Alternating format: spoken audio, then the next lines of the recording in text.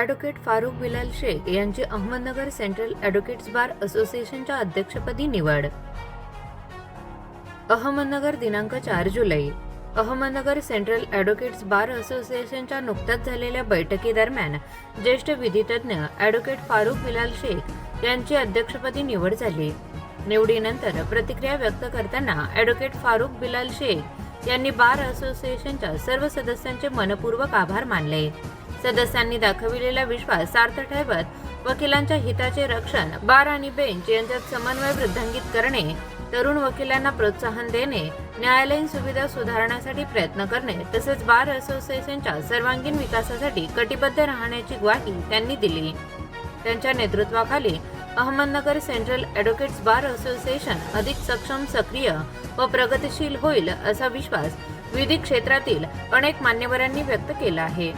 या निवडीबद्दल न्यायालयीन व विधी क्षेत्रातील मान्यवर, सहकारी वकील तसेच विविध सामाजिक संघटनांच्या पदाधिकाऱ्यांनी त्यांचे अभिनंदन करून पुढील कार्यकाळासाठी शुभेच्छा दिल्या.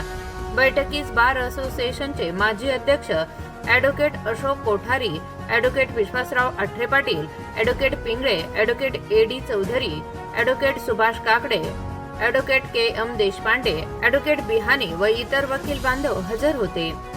Bureau report ATV news Ahilyanagar.